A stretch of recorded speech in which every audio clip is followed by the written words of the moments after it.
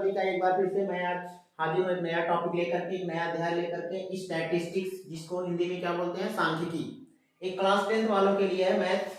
और इस चैप्टर में से आपका एग्जाम में 8 नंबर का क्वेश्चन पूछता है जरूर।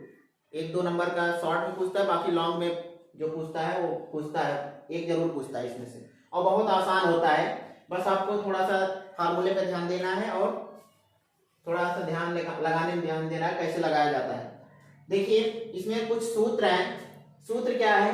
पहला, अवर्गीकृत आंकड़ों के माध्यम से समांतर माध्य निकालना। समांतर माध्य जैसे औसत आप सुने होंगे कभी, एवरेज जिसको इंग्लिश बोलते हैं, जैसे गाड़ी वाड़ी का एवरेज निकालते हैं ना, तो ऐसे इसमें भी निकालना है। बस इसमें संख्या दिया रहेगा, इसमें आपको समांतर माध्य, औसत एक तरह से समांतर माध्य होता है, उसी के जैसे इसको भी लगाते हैं। तो अवर्गीकृत आंकड़ों के माध्यम से समांतर माध्य निकालना। समांतर माध्य कैसे निकालेंगे और कब? जब अवर्गीकृत आंकड़े रहेंगे। उसके लिए समांतर माध्य निकालने का फार्मूला क्या है? समांतर माध्य बराबर सिग्मा एक्स बटा एन। सिग्मा एक्स बटा एन। अब देखिए यक्स क्या है? यक्स जो है आपका जो आंकड़ा दिया गया रहेगा 8, 10, 12, 15 ठे, वो यक्स होता है, जहां यक्स दिए गए आंकड़े हैं। और यन क्या है? आंकड़ों की संख्या है। यन क्या है? आंकड़ों की संख्या है। और इस सिग्मा, सिग्मा का मतलब जान लीजिए जोड़ होता है। ये सिग्मा अगर लग गया तो जितने सब संख्याएं रहेंगी उसको क्या करना पड़ेगा? जोड़ना पड़ेगा। इसीलिए यहाँ सिग्मा लगा हुआ है, सिग्मा एक्स बटे एन। तो समांतर माध्य निकालने का सूत्र है कब? जब अवर्गीकृत आंकड़े रहेंगे तब। अगर जब आंकड़े वर्गीकृत हों, जब आंकड़े क्या हो? वर्गीकृत हों, तब समांतर माध्य निकालने का सूत्र क्या है? समांतर माध्य का सूत्र निकाले है सिग्मा एफ एक्स बटा sigma F. Sigma F x बटा सिग्मा एफ। तो आपका जब आंकड़े वर्गीकृत रहेंगे तब ना। अब आइए देखते हैं 1 से 10 तक की धनात्मक सम संख्याओं का समांतर माध्य। देखिए एक एग्जांपल के माध्यम से इसको समझते हैं। 1 से 10 तक की धनात्मक सम संख्याओं का माध्य होगा। तो 1 से 10 इसी के बीच में हमें क्या लेना है? धनात्मक सम संख्या लेना है। सम संख्या और विषम संख्या आप जानते होंगे, जो 2 से कटता है वो सम संख्या होता है, जो 2 से नहीं कटता वो विषम संख्या होता है। तो आइए देखते हैं इसका अगर समांतर माध्य निकालना हो कैसे निकालेंगे, इसको हल कैसे करेंगे। सबसे पहले 1 से 10 के बीच में जितने भी सम संख्या उसको लिख लीजिए। सम संख्या कौन कौन है 1 से 10 के बीच में? 2 है, 4 है, 6 है और 8 है। 1 से 10 के बीच में ही लेना है, 10 को नहीं लेना है ना। कि धनात्मक सम संख्याओं का समांतर माध्य 1 से 10 तक, 1 मिनट, 10 तक बोला है तो आपको क्या करना पड़ेगा? 10 भी लेना पड़ेगा, क्योंकि 10 तक बोला, अगर बीच बोला होता तब तो 8 ही लेते, लेकिन यहाँ 10 तक बोला तो 10 को भी सम्मिलित करना है। तो ये सम संख्या है। अब इसका समांतर माध्य निकालना है। समांतर माध्य निकालेंगे तो सूत्र यही लगा दीजिए जो पहला वाला है, समांतर माध्य बराबर क्या होगा? सूत्र होगा क्या? चाहे सिग्मा एक्स लिखो बटा एन लिखो, चाहे संख्याओं का योग, संख्याओं का योग बटे संख्याओं की संख्या। यानी क्या है? संख्याओं की संख्या है। अब इसी में क्या करना है? इसी को हल करना है।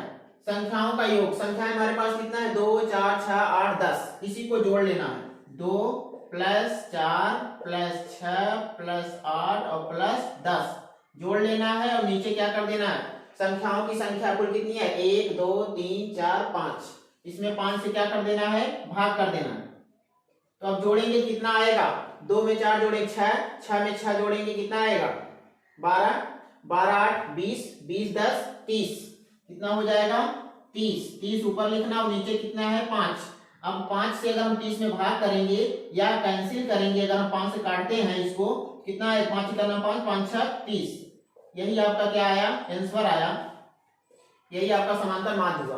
तो बहुत ही आसान है समांतर माध्य निकालना। बस आपको थोड़ा सा फार्मूला याद रखना है कैसे निकालते हैं। समांतर माध्य निकालने का सूत्र है संख्याओं का योग बटे संख्याओं की संख्या। चाहे ये रखो चाहे यही रखो, इसका मतलब भी वही, बस शॉर्ट में कर दिया गया है, इसीलिए यहाँ अक्षर का प्रयोग किया गया है। अब यहाँ हिंदी में भी आप लिख करके डायरेक्ट कर सकते हैं। आइए देखते हैं दूसरा एग्जाम्पल।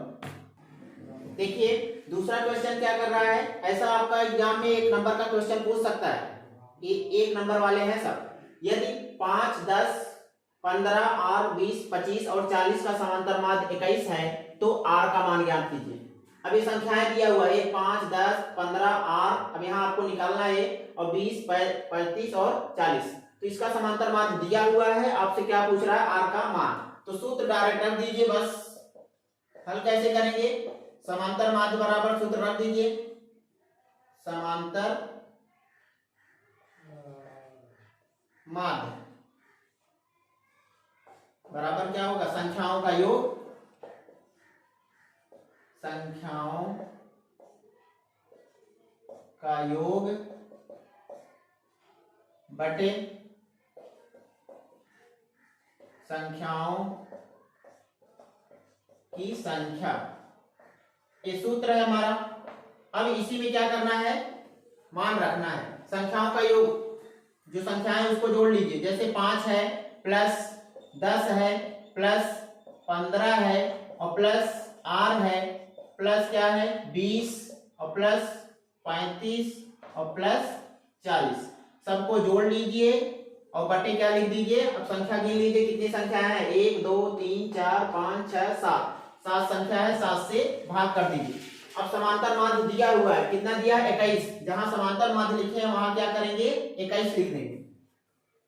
अब यहां क्या करिए, इसको जोड़ लीजिए, पहले जोड़ेंगे कितना आएगा, जोड़ेंगे तो 125 आएगा, 5, 10, 15, 15, 15, 30, 30, 20 कितना हो जाएगा 50, और 50 से जोड़ेंगे कितना आ जाएगा 125 टोटल आएगा, 125 प्लस r नहीं जुटेगा क्योंकि वो अक्षर है, और नीचे क्या लिखेंगे, नीचे जो 7 है 7 लिख देना। अब यहाँ 21 है, 21 बटा हम 1 मान सकते हैं। अब इसका तिरछा क्रॉस मल्टीप्लाई करेंगे, इसका गुणा इसमें और इसका गुणा इसमें, तो 7 का गुणा इसमें करेंगे कितना आएगा, 7 × 9 7 और 7 दूना 14, 147, और 1 का गुणा इन दोनों में करेंगे तो वही आएगा 125 और प्लस r।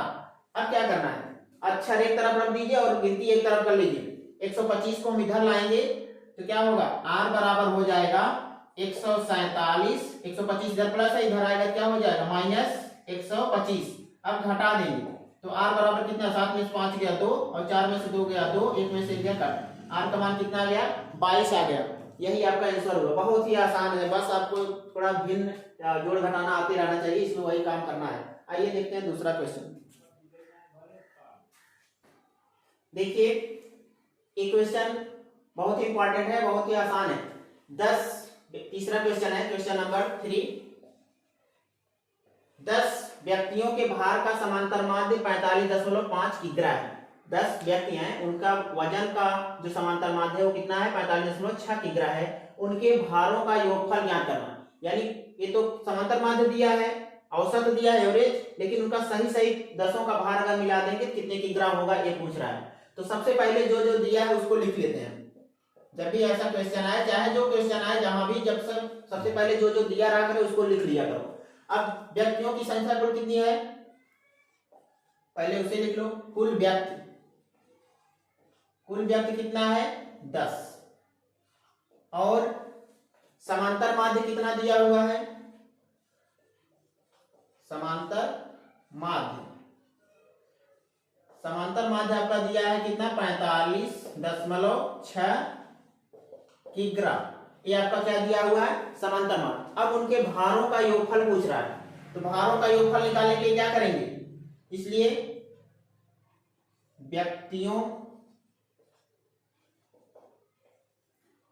के भारों मतलब वजन, भारों का योगफल कैसे निकालेंगे, कुछ नहीं करना है, बस संख्या जो दिया है और जो समांतर माध्य दिया दोनों का गुणा कर देंगे तो उनका क्या आ जाएगा, भार आ जाएगा। तो दोनों का गुणा कर दीजिए, क्या होगा 45.6 गुणे क्या है 10, इन्हीं दोनों का अगर हम गुणा कर देंगे तो क्या आ जाएगा, व्यक्तियों के भारों, कुल व्यक्ति यानी 10 व्यक्तियों का भार आ जाएगा। तो गुणा जब करेंगे, एक अंक के बाद दशमलव है तो जब गुणा करेंगे तो दशमलव हट जाएगा, क्योंकि एक जीरो है ना, तो एक जीरो लगाएंगे हट जाएगा, आएगा कितना 456 किग्रा, 456 किग्रा, यही आपका क्या हुआ आंसर होगा। तो ऐसा जितने भी क्वेश्चन हमने बताया आपको 1 नंबर में अवश्य पूछता है एग्जाम में, तो इसको आप पढ़ लेना अच्छे से। अगर नहीं समझ में आता तो आप कमेंट के माध्यम से मुझे बता सकते हैं। तो उम्मीद करते हैं आपको समझ में आया होगा। यदि आपको समझ में आया होगा तो इस मेरे चैनल को लाइक और सब्सक्राइब शेयर जरूर करें। धन्यवाद।